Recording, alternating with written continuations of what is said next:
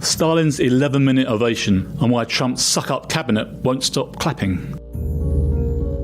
An explosion of enthusiastic applause for Joseph Stalin followed a Communist Party conference in 1937. The ovation went on for 3 minutes.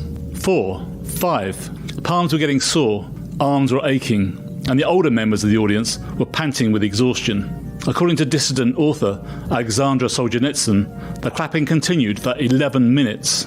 It was becoming insufferably silly, even to those who really adored Stalin. However, who would dare be the first to stop? He wrote in the Gulag Archipelago, with make-believe enthusiasm on their faces. Looking at each other with faint hope, the district leaders were just going to go on and on applauding till they fell where they stood, till they were carried out of the hall on stretchers. It was only after the director of a local paper factory, an independent and strong-minded man, sat down that the hall finally fell quiet. They had been saved, wrote Solzhenitsyn. The squirrel had been smart enough to jump off the revolving wheel. During Tuesday's marathon 3-hour and 16-minute cabinet meeting at the White House, Special Envoy Steve Witkoff offered a masterclass in sycophancy, one real estate developer sucking up to another. "Mr. President, working for this government for you is the greatest honour of my life," he told his golfing buddy. "I tell it to everybody, and I really do feel that way. And I thank you because it's a privilege to go out there and represent you in your humanitarian effort and your goals of solving conflicts all over the world."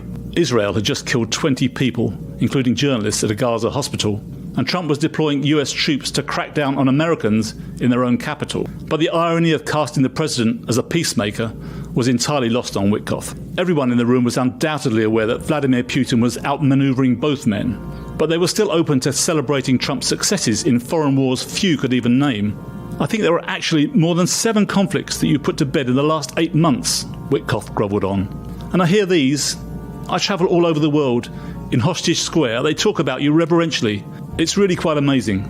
I sometimes wish that I had a camcorder with me, and I could put you right there as I listen to it." Then there was the kicker.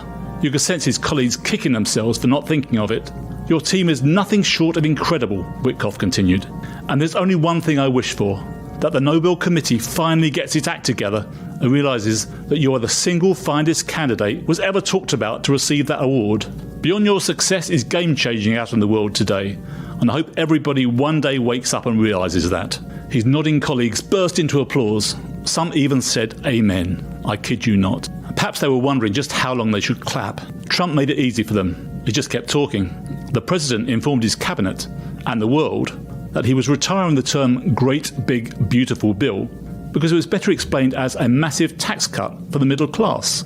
His underlings duly noted the change, no matter if it is untrue and a cut for the rich. If Stalin mispronounced a word, the Soviet leader was actually born in Georgia and Russian was his second language, his minions speaking after him would garble the word the same way.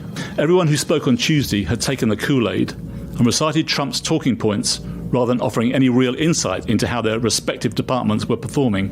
Windmills are bad, and so are dirty doors in restaurants, mucky traffic medians, and transgender people in sports. Taylor Swift getting married is a good thing, or at least it was on Tuesday.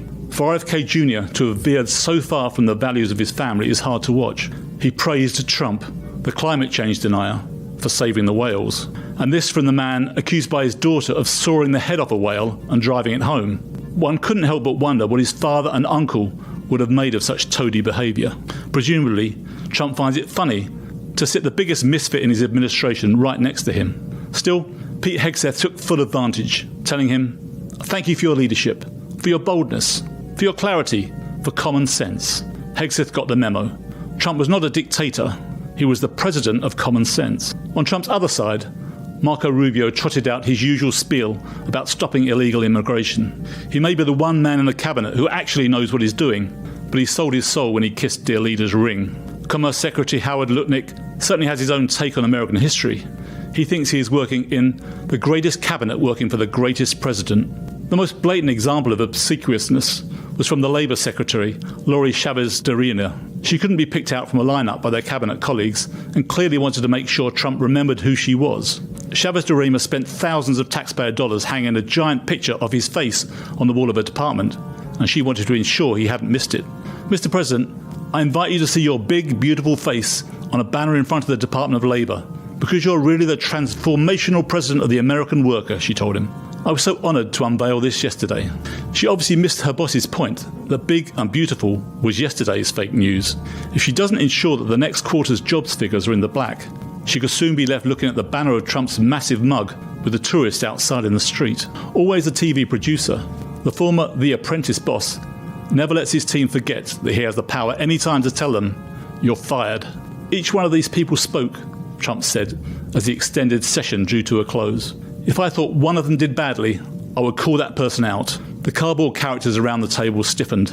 Had they grovelled enough? Trump even reminded Witkoff that there are no mulligans in politics, and he needed to see results. "You've told me that a few times," he said of his envoy's insistence that he was the right man to end Russia's war with Ukraine.